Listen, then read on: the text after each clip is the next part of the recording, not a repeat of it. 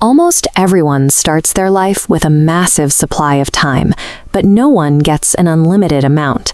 Still, most of us will spend decades doing the exact same thing. We trade our finite hours directly for money. 1 hour of work equals one fraction of a paycheck. Yet we rarely stop to ask what it is we are actually trading our lives for. Imagine you just had a hard month at work, slaving away flipping burgers. You get an email saying you earned $2,000. That number represents real physical labor, sore feet, grease burns, and exhausted evenings. But the currency you get in return has almost no physical reality. If you put a $1 bill next to a stick you found in the woods, the only reason the paper can buy you a coffee and the stick cannot is because we, as a society, have collectively agreed to believe the paper has value.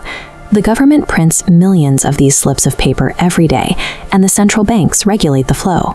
We accept them in exchange for our time, based entirely on trust. Because money is effectively a social construct built on a shared belief, the real game of wealth has very little to do with holding on to physical cash. It requires learning the hidden rules of where that cash flows. You walk into a bank, hand a cashier your deposit, and they smile. Most people imagine their cash is immediately locked away in a massive steel vault, guarded by a dragon, waiting patiently for them to return. In reality, the bank is merely a matchmaker for financial transactions. Under fractional reserve banking, when you deposit $1,000, the bank instantly takes $900 to give someone buying a jet ski. This mathematical gamble assumes everyone won't show up asking for their cash at the exact same time. If that trust evaporates, the system fails. In 2008, panic caused people to line up to withdraw their deposits simultaneously. Because the money was mostly out on loan, the central pools drained, causing the entire structure to crumble. To keep this fragile civilization intact, we pay a mandatory subscription fee, taxes. The government takes a cut of your labor to build roads, fund schools, and ensure your favorite taco truck meets basic health standards. A portion of those deductions also goes towards forced insurance and savings pools.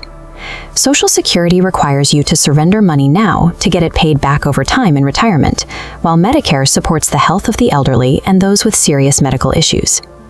Between a bank balance that is mostly out on loan and a paycheck subject to mandatory government deductions, your financial stability depends on the movement of money outside of your direct control. Your financial life is tracked by a 3-digit number that knows your history and dictates your adult credibility. This credit score decides whether you get a house, a car, or a soul-crushing interest rate on a new TV. This chart shows how lenders measure trust. They look at your payment history, how much of your available credit you are using, and the age of your accounts to decide if you are a safe person to lend to. When you do borrow that money, you pay rent on it. That rent is called interest. It is simply the price tag for using someone else's cash. Simple interest is a flat fee, but compound interest means every dollar you owe begins to create clones. If you miss a credit card payment, your interest begins earning its own interest. A $12 burrito can quickly turn into a $50 regret. Interest is a silent engine. If you do not understand how it compounds, small mistakes will turn into uncontrollable financial fires. Even if you stay out of debt, your purchasing power is constantly being drained. Inflation is a slow erosion. Your $5 bill still says $5, but it gradually buys less gas, less food, and less of everything else. This happens when too much money chases too few goods. If 2,000 people want the same TV, but a business only has 1,000 to sell, the price of that TV goes up. When inflation spikes, the government tries to cool the economy by raising interest rates. This makes borrowing more expensive, which reduces spending and slows the entire system down. Eventually, this cycle leads to a recession, a period of at least 6 months where the economy decreases. In the boom phase, everyone is spending and jobs are abundant. But in the bust phase, reality hits. Companies cut costs, layoffs occur, and everyone saves their money for necessities. The financial system cycles between the steady erosion of inflation and the violent resets of recessions. Because of this built-in friction, trying to protect your wealth by simply holding cash is mathematically guaranteed to fail. If money is fake and holding cash is a loss, you have to change your strategy. You have to pivot from collecting paper to creating value.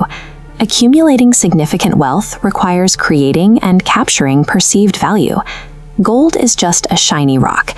It has no magical properties, yet it is rarer than an average stone. We collectively decided it was precious, and that perception created its massive price tag. You see the same logic in luxury goods. A designer brand can sell a handbag for 100 times what it costs to produce, because customers perceive it as more valuable. Everyday retail uses the same principle. The profit margin on any product is determined by how much more valuable the customer perceives the item to be compared to the raw materials used to make it. The top earners package their time into a premium experience. Steve Jobs created something so valuable that millions of people were willing to hand over thousands of dollars for it. Mastering the engineering of value allows you to direct the flow of currency toward yourself. Once you earn that currency, you must deploy it defensively. Investing forces your money to work for you, rather than just sitting in a bank account being eroded by inflation.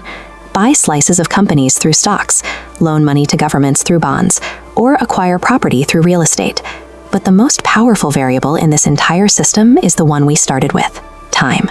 Wealth is rarely built in days. It is built in decades. A small amount of money invested consistently, given enough time, becomes a fortune. It grows slowly at first, then multiplies. The financial system operates as a man-made machine. Success requires pulling the levers of value, investing, and time to avoid its grinding gears.